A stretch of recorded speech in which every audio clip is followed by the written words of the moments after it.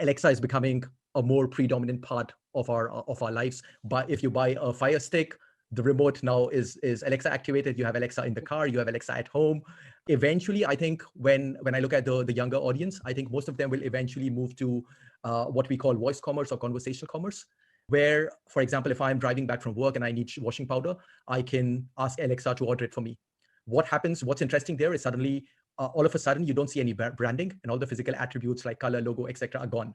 What do you think is the relevance of brand today versus private label, when essentially the younger audience is moving more towards buying through these conversational AI systems? So my controversial point of view is that brand becomes more important, Rachit. So you can be in your car and you can tell Alexa, buy washing powder, or you can say, buy Tide.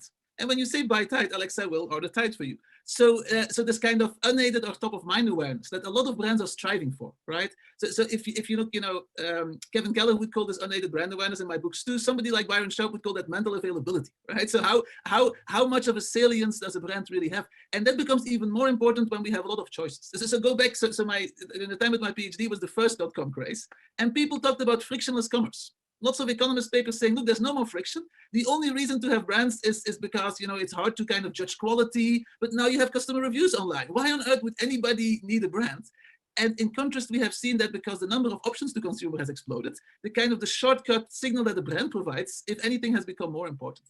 So, think about brands versus private labels, right? So it's in a mixture of the two. And so, of course, private labels are very important.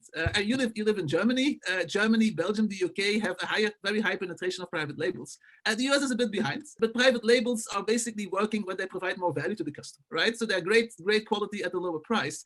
And so what you have to do as a brand, and there's lots of research about this, you do have to innovate and you do have to advertise. You do have to give consumers a good reason to call you out or to buy you. And what I see traveling all around the world is that in some countries, for instance, Latin America is a great example, people say, well, why should I buy a private label? I'm worth it. I want to buy this national brand that all my friends love, and it also gets a very good kind of prestige to me. In countries like Germany, the Netherlands, the question becomes, why on earth should I buy the national brand? So how do you justify your price premium over a very good quality private label? And so the brands that can continue to innovate, that can continue to kind of build their brand and give consumers that reason, they will do very well in a new environment too. Do you also see, now that we talk about private label, do you also see some correlation between private label and store loyalty of sorts, be it for offline retailers or online retailers with Amazon? I mean, pure players like Amazon with Amazon Basics. So what I do see, and I think this is one of my top-cited papers, right? This is basically in a European country where we analyzed what happens, what is the relationship between consumers' private label in their basket versus retailer store loyalty. And we have this beautiful inverted U-shaped curve that you want to find. So there is a sweet spot. So as a retailer, why do I like private labels? Retailers like private labels because you get the full control over the whole supply chain, right? And you have typically a higher percentage margin on it because you can negotiate with your suppliers more. A national brand typically has a higher absolute margin. So for a retailer, you as a consumer buying a private label that is only half the price of a national brand, it's not necessarily in my best interest.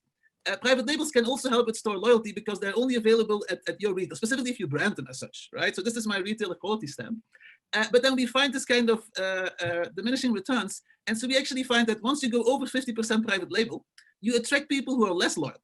You attract the cherry pickers. So we actually found for lots of retailers, this was in the Netherlands, that once they go over 50%, then actually they attract the wrong kind of consumers to really build their objectives and their store loyalty. So for retailers who are a lot below this 50%, there's a lot of benefit.